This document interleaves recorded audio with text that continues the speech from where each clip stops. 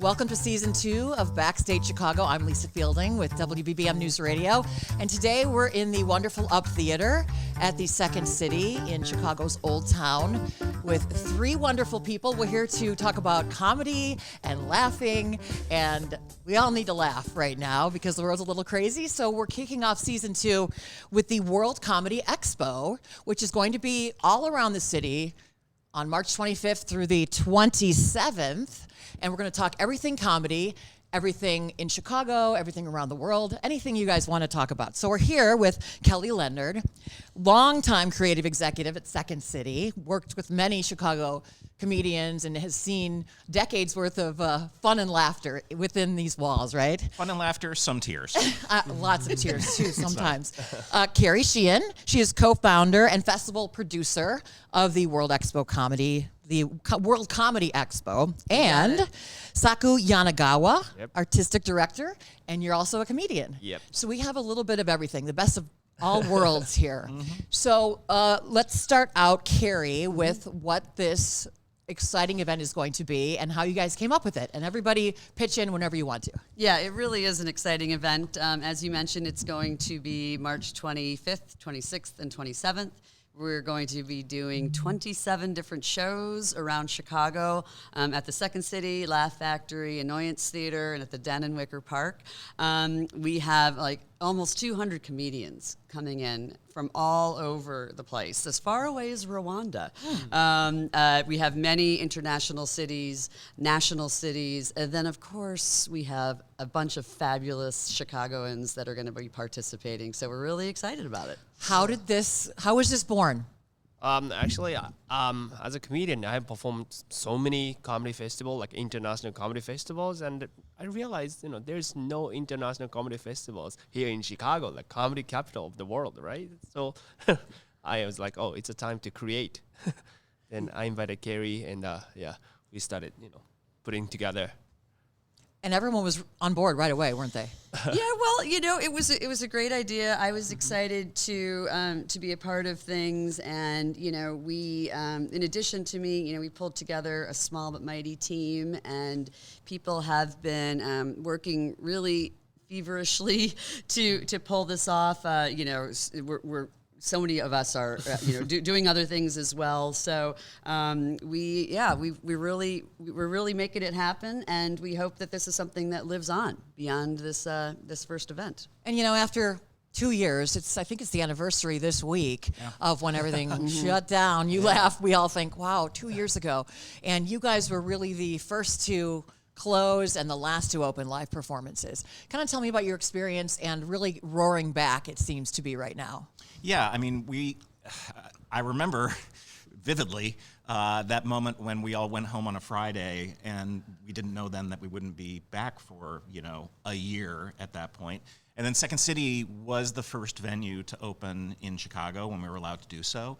And I mean, being here that night, we talked about this before, right? Before we came on the podcast, it was magic. And we still had our masks on. And then being here 2 weeks ago when the masks came off, I mean, everyone was a little scared, I think, at first, until you realized you're getting double the volume of laughs and you're seeing smiles.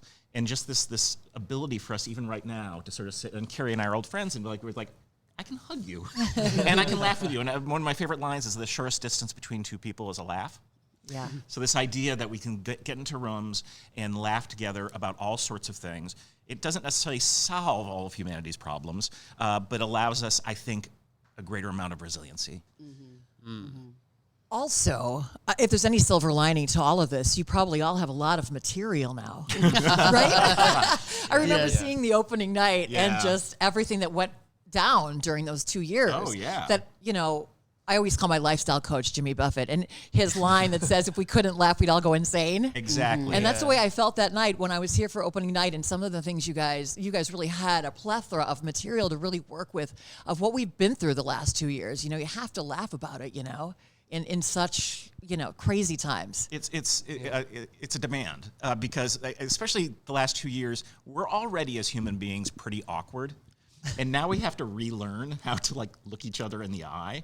And we noticed this with our students as they started to come back into the classroom. It's like, all right, you're not on Zoom. You're not on Zoom right now. Here, you're going to put your phone away. There's no electronics. It's just you and me. And so it takes a little bit of time, but then it comes back, and you can see it. And it's just, Chicago is opening up right now, so the timing of this festival is so perfect, right? The sun was out this weekend, and it's a little bit warmer, and this is what we need. Yeah, I mean, we initially had planned this festival to launch last fall in October of 2021, and then we just had to make a call at some point. We had no idea what was going to happen, and obviously working with international comedians, it adds a layer of complication around, every country has a different rule, and so we pushed it 6 months, and you're right, Kelly. I really feel like it's kind of impeccable timing. Yeah, no. I think that everyone I've spoken with and every interview that I've done, that's been a theme. The through line is people are excited to get back. They're excited to hear comedy in particular. I mean, all entertainment, but certainly comedy is really so helpful to lift the spirits. And then with this added bonus of the masks being removed, it's just, I mean, and Saku can speak to this, but as a performer, like being able to see those facial expressions again is it's all really about reading your important. audience, right? As a comedian. Yeah, I mean, in Japanese people to Japanese people communication, we use eyes more than mouth or like a. Okay. So mask is not very problem sometimes, but in America, I need laughter for sure. Yeah. Yeah. Anyways, in Japan, no one makes any noise when they're laughing. Yeah, So, he's got some Yeah. good bits in his stand up Let's, about that. let's talk about where do you get your material? Obviously, you have international experience, Yeah. and people find laughter in different things culturally, different countries, different states, different cities. Because humor is so local, actually. I perform so many countries, even some English-speaking countries, like Rwanda too. Rwanda, Uganda, even the UK. But the sense of humor is completely different. So that's why I gotta read guidebooks and history books and then watch so many movies beforehand. And after I go there, I have to observe people carefully and try some jokes on taxi or in the like a bar, dirty bar. And if they laugh, I can go on stage. Yeah. Where do you get your material though? You say you do homework. Yeah, For where yeah. you're going to go geographically, but does it come from your life? Does it come from current events? I mean, probably all above. How do you come up with material in general as a comedian? In general, I don't basically, when I walk down the street, I come up with ideas. And it's like, I don't know, I call it joke the seed. And, I take a shower and, it's like a water for, seed. Then it's going to be flower on Wow. stage. It's Okay. beautiful, right? Yeah, Yeah, I came up with, I love that metaphor. yeah, just came up. Now, were you a funny kid? Yeah, I was playing baseball for so long. Okay. And I was kind of funny guy in the locker room, Yes. Yeah, that's it, yeah. And you Yeah. decided that was going to be your career? Yeah, that's crazy still. Actually, I was playing baseball in Japan to become MLB person, MLB player, Yeah. but I couldn't make it because of elbow injury. So I was kind of at the loss. I didn't know what to do, but I was watching TV program in Japan, which was about Japanese stand-up who has been doing comedy in New York for 20 years. And I was like, wow, that's cool. Then I flew to New York next day, skipping in class. Then, I did some open mic in New York City, and luckily, the visiting comedian from Second City found me, and she introduced the open mic, morning open mic of Donny Skybox Theater. Then I flew to Chicago next day. Yeah, that's how I fell in love with Chicago's comedy scene and the Chicago's city. Yeah. Do you talk to Americans about your Japanese culture and things like that? Like, do you let us know? Yeah, Do you humor? like different sometimes.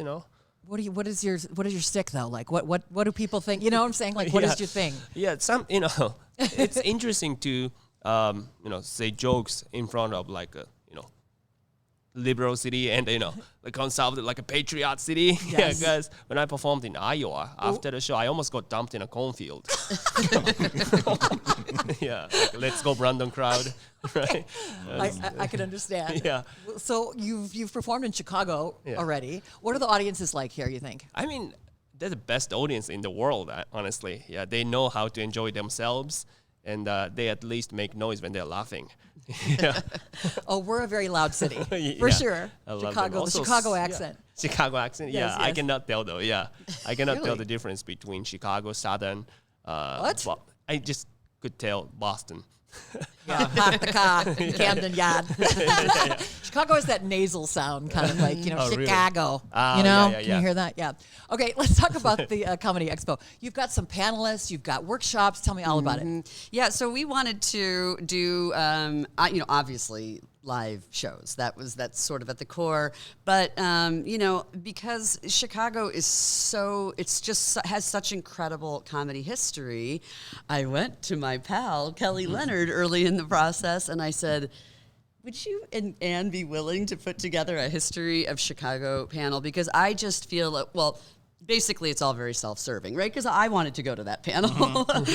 No. So Kelly graciously, put together, a group of folks. We have another panel actually that Saku's doing that is actually more geared towards comedians who are interested in touring internationally, because there are a lot of nuances to that that go. Some of it you spoke to already. The idea about understanding, as we would say in the business, what might land in a certain city, what would work, what material works geographically, but then other logistics.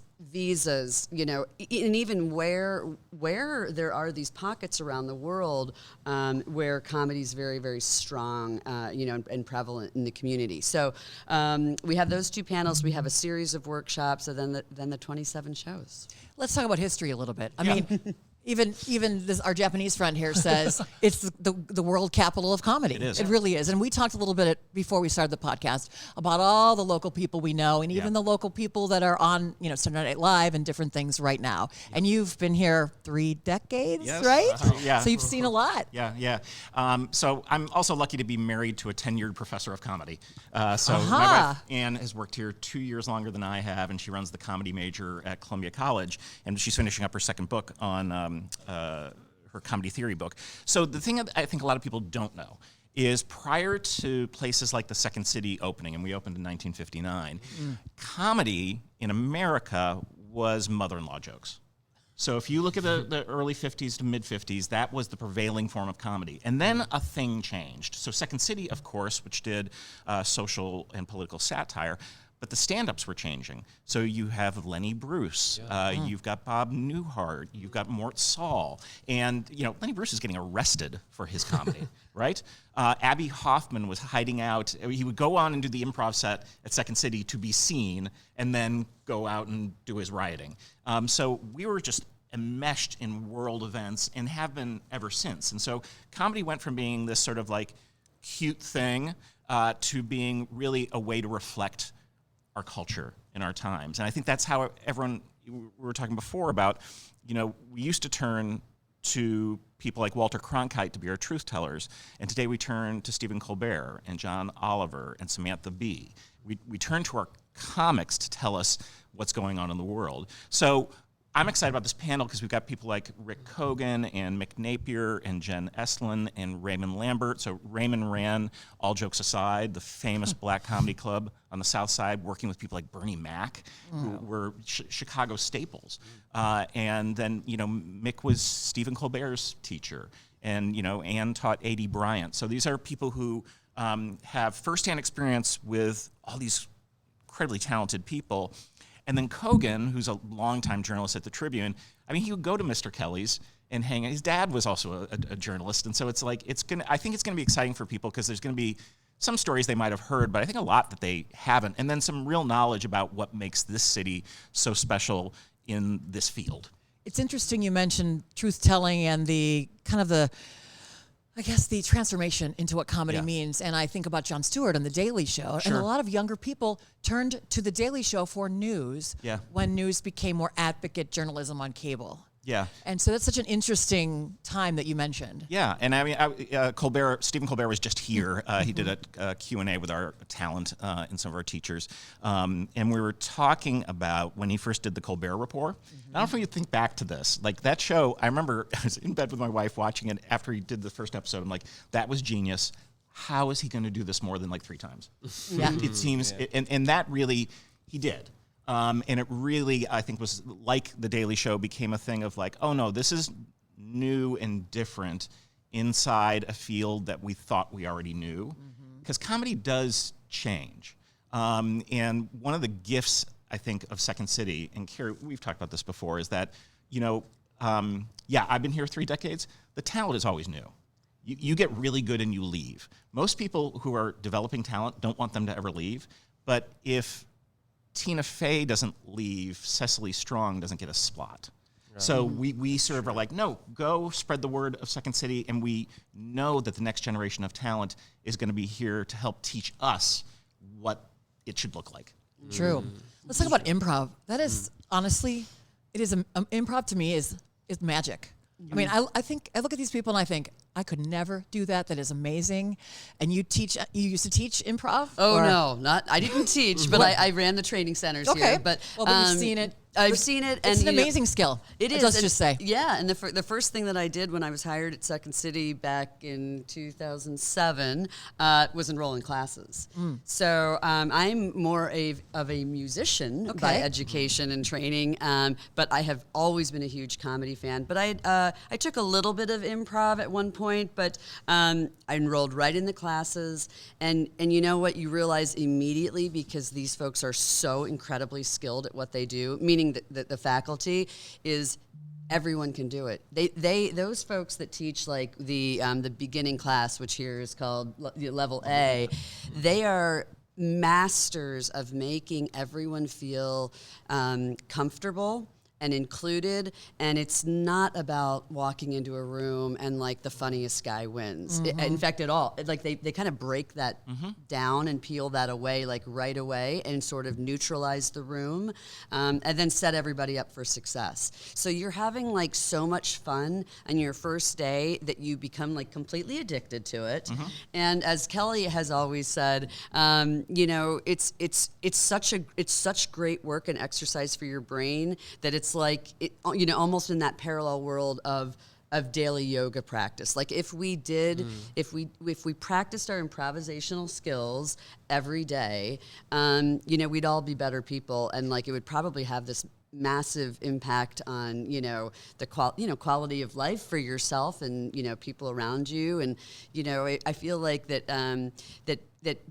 working that muscle can make you a better partner, a better parent, a better teacher. You kind of fill in the blank. And we actually together worked on really bringing the understanding that improvisation and the study of improvisation and the practice of that can be super beneficial too for people that are going through some extraordinary situations, like working with having depression or social anxiety, or on the spectrum, or on the Parkinson's. Spectrum. I mean, my line is that improv is yoga for your social skills. That's what I was trying to get at. Yeah, that's my line. And it's also loud, noisy group mindfulness.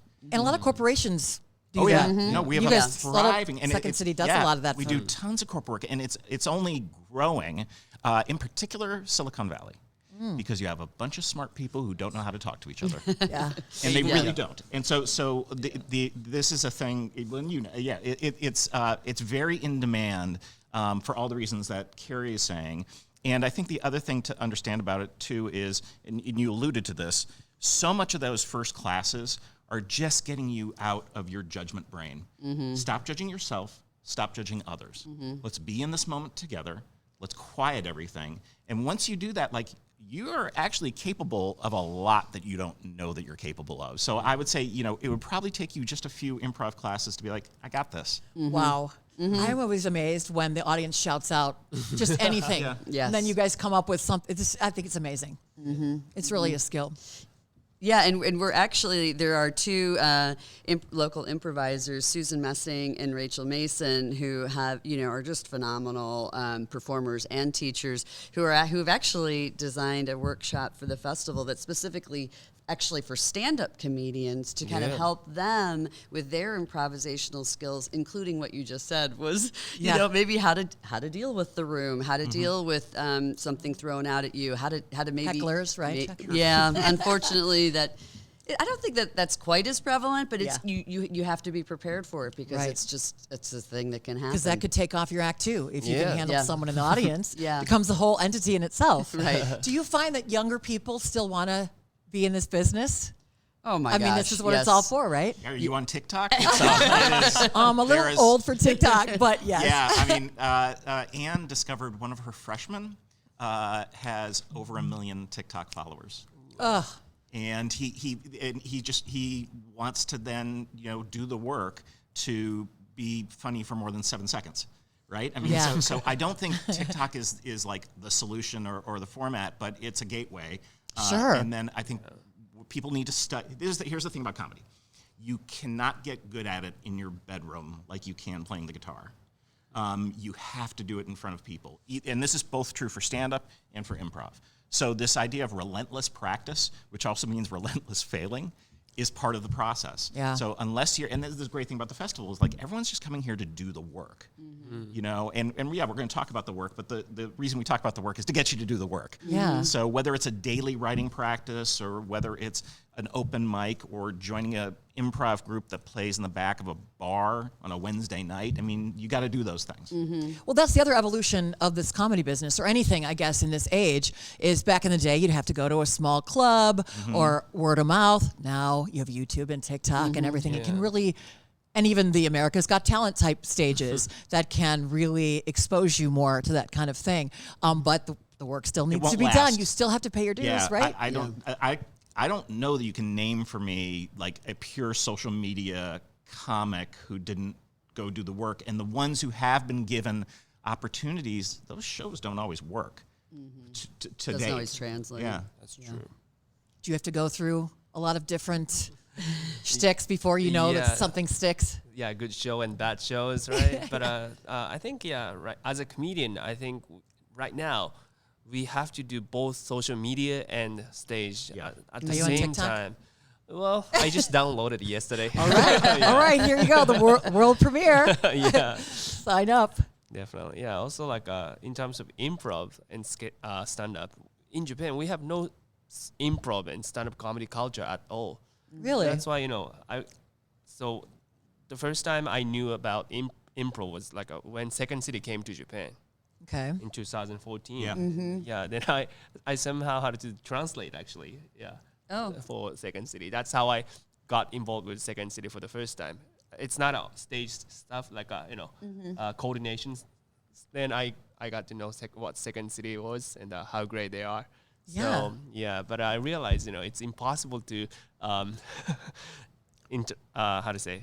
translate improv into Yes. Japanese, right? Well, you offer such a unique perspective Yeah. because you could probably do a whole bit on just cultural differences Yeah. that you've experienced Oh, with and comedy. He does. Yes. That's why, to make improv bigger in Japan, we have to do it in Japanese, I guess. That's why I think social media can help a lot because we can put the subtitles so that we understand. So that's why sometimes social media is really, really important. Yeah. Oh yeah. So since you opened in the summer, when did you open? The fall?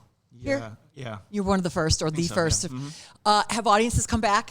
Yeah. Are they coming back? They're And here. they're They're here. Yeah. I mean, when we had that brief, remember when everything seemed like it was going okay in the summer? it was like roller coaster. we were just packed. Yeah. It did slow down from there, but it's just a matter of like we were talking about this the other day. It's like people don't know we're open. And I think that's in part. I said this so I'm on a weekly call with all the theater producers and the music venues, and this is something we started a while ago just so we could try to all coordinate ourselves together. And there's so much noise out there right now, just in the world, period, that I think it's going to be a little while before everyone knows to come back or knows they can come back. But we're seeing it, now. And last night I was at the opening of King James at Steppenwolf, and that was a packed house and a standing ovation. So, and a bunch of us hung out in front, and we're seeing each other for the first time with our masks off, and it was just that stuff. That's magic. Yeah. right? I say it to a lot of my guests that we took arts and culture for granted, I think, and then we didn't have it for almost 2 years. I think we now, as audiences and as an ambassador, I love arts and culture everywhere, in Chicago especially, we are appreciating it so much more. Do you find that from your audiences? Yeah, I mean, also I think compared to before, they drink more. Always good Well- for comedy. Yeah. Yeah, Almost always good for comedy. Exactly. And the world just seems to get crazier. We get through the pandemic, and now we're having unrest in Europe, and I think people want to escape, more. And I think laughter obviously is the best medicine. And I think you talk about timing, just going in this room right here and laughing and forgetting about what's going on outside, I think really helps people psychologically after what we've been through. And the fact that this is international. So we have the reason we were in Japan is we have a partnership with an entertainment group there called Yoshimoto. And Kerry and I worked on this together when she was here. It was amazing because they came here and the actors we were training didn't speak the language. And we had them do the improv set. And so we started on physical, and we got comedy out of that. And then gradually we had translators, and so we've done this over the years to try to basically build up this improv muscle over there. And it's going to take a while, but there's a real interest for this art form to end up there. And it's interesting, my book Yes And, which is about how we take improv into like the business world, it's translated in Japanese. That was the very first foreign imprint that we got. So I think there's a future here. We talked about what it takes to be a good comic or get people to laugh, and you talked about it takes an understanding of the human condition. Yeah. Talk a little bit about what makes a good comedian or someone that makes people laugh. The line I often use is no one got into comedy because they're well-adjusted. That comedians, really good comedians, are truth-tellers, which means they have to stand somewhat outside, that they're outside looking in, which is a superpower and a curse, because you maybe feel like you're outside because you don't belong, but by the same token, you're using that lack of belonging as a way to get a bunch of people to listen to you and your observations on human beings. And one of the reasons comedy is not as portable across different countries is because if it's not highly specific, it's not funny. We laugh at very specific truths about the way we live, and whether that's in political comedy or something like Seinfeld, which is not political at all, but is rooted in day-to-day behavior. And different cultures have different behaviors. Some stuff is universal, things like love and dating, and that pretty much will probably hit. But, to really be great at this, you have to see the thing that's happening under the thing that's happening. And great comedy is always about that revelation, because it's kind of amazing, right? All these people are laughing at the same time. How is that happening? So it really means that all of our human brains are connecting at the same time over a thing that's just been said to us, and we all think it's funny. And so that's why you talk about going into these spaces and for this happening, why it's so powerful. It's an amazing magic trick. And it's not magic. It can be practiced, which is why we've got these workshops. And, there's a history, which is what we're going to talk about. And then you're going to see people doing stand-up and improv and sketch and all the different formats that comedy takes. Because here's the other thing about comedy.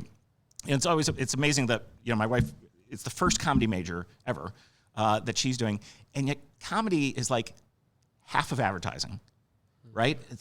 It's half of television and film.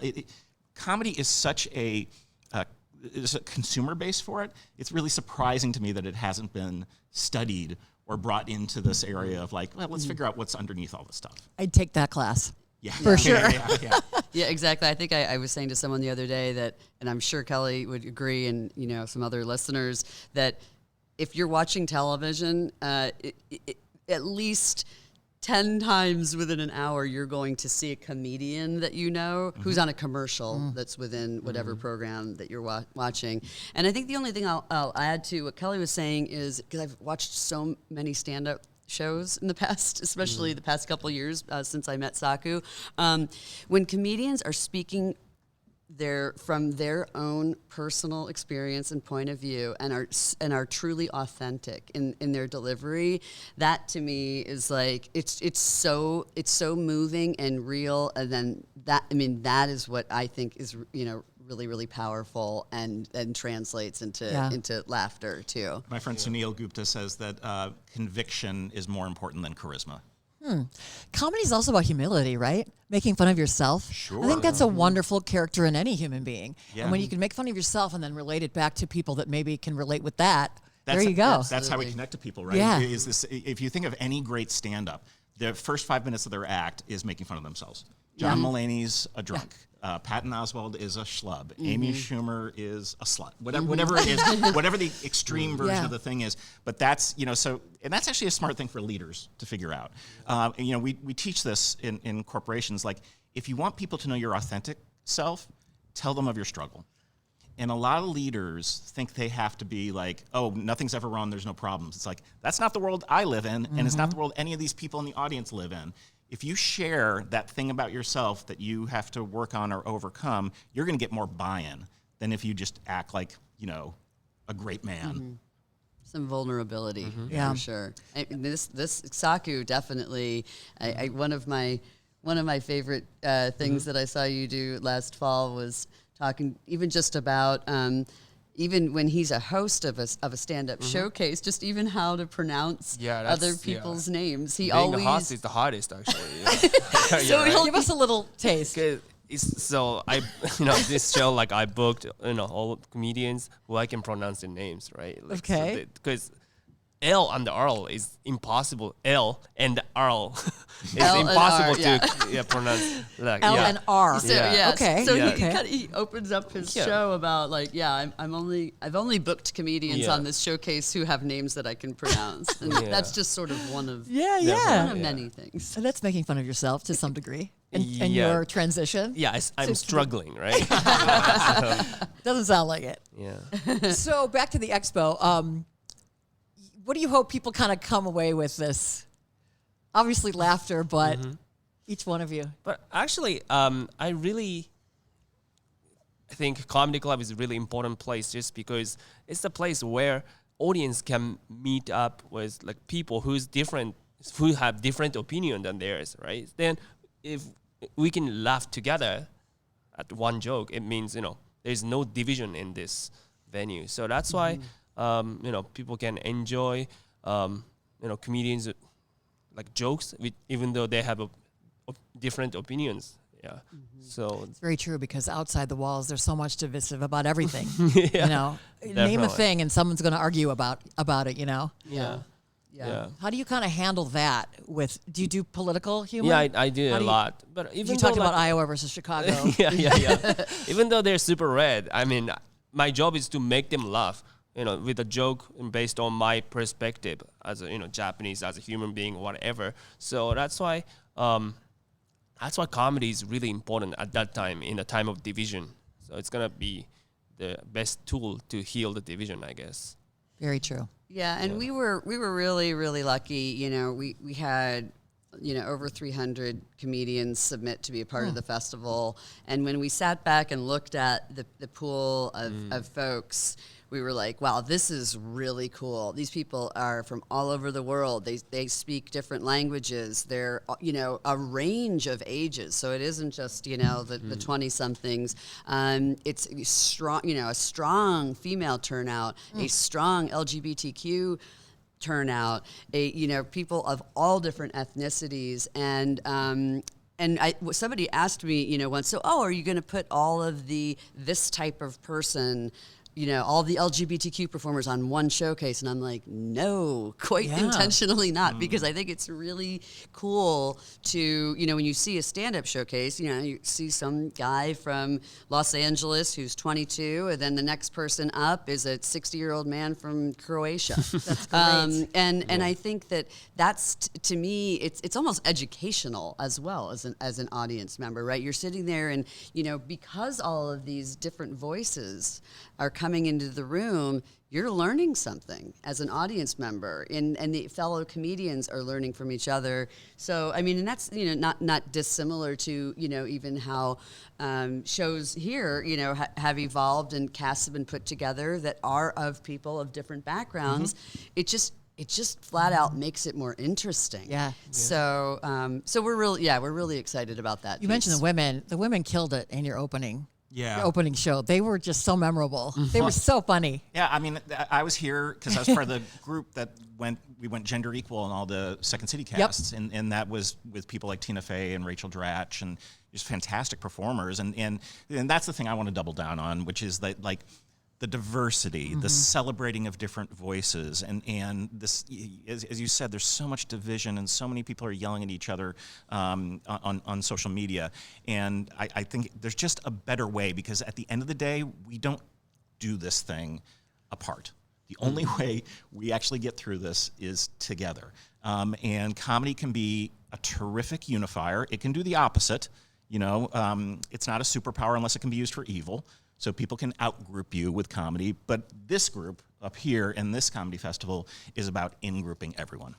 We love being the comedy central of the world. I love that you said that Chicago is. So one more plug for the expo. Tell us when it is, how we get tickets, all that good stuff. Yeah, so first off, go to www.worldcomedyexpo.com because that lays everything out. It lays out the panels, the workshops, and the shows. I also want to mention that the panels that both of you guys are doing, they're actually free and open to the public. And even beyond that, all of the shows are $20 per ticket. So it was really, really important to us that this was very accessible. So, you know, the show components there. The workshops, there is some pricing with that, so check that out on the website. But we really want people to come out to this. We think that this is going to be unique and fun and just like an easy, good time. You know, we're not interested in comedians being reviewed and this and that. We want people to have fun. Yeah. They will have fun. There's so many comedians involved that even if you just went to one show, and we hope you go to more, you're going to see a whole collection of people on that. So come on out and have fun and laugh and enjoy. Great. Definitely. Anything else you want to add? Another joke? What's the the funniest thing about Americans? I put you on the spot here. Portion is too big. Portions are too big. Yeah. Aha. Yeah. Don't go to Cheesecake Factory. Yeah, I just went there. You're like, I'll bring this home to my family now? Yeah. That's so funny. Isn't it funny to hear perspectives from other people? Yeah. We just take it for granted. Oh, well, of course we're going to get a portion for $5. Yeah, exactly. I'm finally used to it. I betcha. Okay. Kelly Leonard, Kerry Sheehan, and Saku Yanagawa, thank you so much for joining me. And it's time to laugh, right? Yep. It sure is. Thanks, guys. Thanks. Thanks Thank so you. much. Coming up next week on Backstage Chicago, it's the oldest music festival in North America and a summer staple for many music lovers in Illinois. But Ravinia Festival hasn't hosted a full season in 3 years. We'll talk about the upcoming season, the 2022 lineup, and why the beloved venue has become the sound of summer for generations. Listen to the Odyssey app, Apple Podcasts, or wherever you get your podcasts.